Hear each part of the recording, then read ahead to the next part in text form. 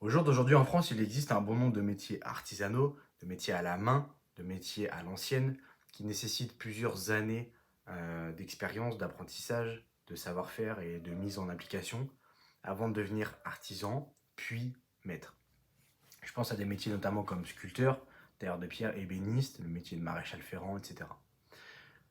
C'est comme les compagnons du devoir qui chaque année forment des personnes à tous ces métiers-là, des métiers artisanaux, un peu perdus à cause de l'industrialisation. Et je trouve que c'est une très bonne chose parce que c'est quelque chose d'important pour l'humain. Et encore une fois, ça laisse parler la créativité de l'individu. Donc, moi, j'ai toujours soutenu les compagnons du devoir et je trouve que c'est un très beau mouvement. Mais malheureusement, au fil du temps, au fil des siècles, dans le monde comme en France, il y a eu un certain nombre de ces métiers qui se sont perdus, qui se sont éteints. Beaucoup pendant la période de la Révolution française, mais également à cause de l'industrialisation. Parce que dans certains domaines, la machine produisait 10 fois, 20 fois, voire 50 fois plus, et plus vite, que l'humain. Donc naturellement, certains métiers se sont éteints. Dans cette vidéo, on va voir 4 de ces métiers qui se sont éteints en France, et on va voir qu'ils se sont éteints principalement pendant la période de la Révolution française. Le premier métier, c'était les apothicaires, donc précurseurs des pharmaciens, qui à l'époque, pour soigner les blessés, les malades, préparaient des remèdes avec de l'eau, des épices, des plantes. Une personne devait se former environ 5 ans avant d'acquérir le savoir nécessaire et la mise en application pour devenir vraiment apothicaire. Au XIIe siècle, les apothicaires et pharmaciens, c'était très mitigé. Les personnes avaient du mal à cerner la différence entre les deux. Et les apothicaires étaient tous principalement des religieux. Et c'est qu'en 1777 que Louis XVI a décidé que les apothicaires c'était fini et que maintenant ça allait être les pharmaciens. En gros, la médecine moderne. Et c'est comme ça du coup que les apothicaires, le métier s'est arrêté. C'est à cause de Louis XVI.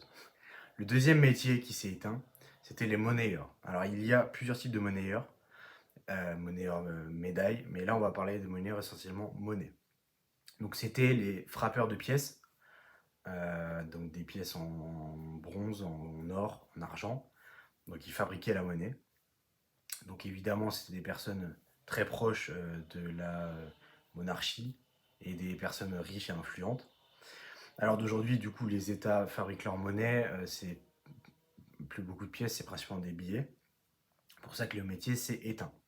Alors d'aujourd'hui, en France, il existe encore 3 monnayeurs qui sont situés à Paris et ils font plus vraiment de monnaie. Ils frappent en fait des pièces de collection. Donc ils visent un public de collectionneurs, donc beaucoup plus petit, et ils font essentiellement ça. Ils frappent aussi certains bijoux et les décorations civiles et militaires, comme par exemple la Légion d'honneur et d'autres choses comme ça. Le troisième métier qui s'est éteint, c'était les merciers. Donc c'était des marchands. Ils s'appelaient marchands de tout et créateurs de rien. En fait, c'était des personnes qui allaient acheter du local en France comme à l'étranger. Ils allaient acheter des choses pas chères dans des petits villages. Et ils amenaient tout à Paris et ils revendaient tout aux bourgeois parisiens. C'est comme ça qu'ils faisaient du coup leurs bénéfices et c'est comme ça qu'ils grandissaient. Ils établissaient évidemment des relations de confiance avec bah, euh, les personnes très riches et très influentes. Et ils se servaient d'un réseau énorme pour trouver les personnes les plus talentueuses dans chaque art différent.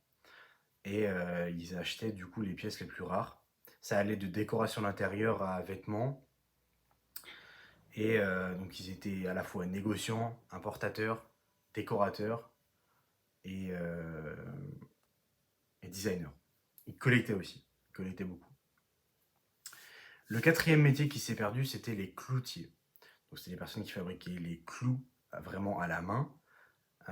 C'est d'ailleurs ce métier-là qui était le moins productif par rapport à la machine.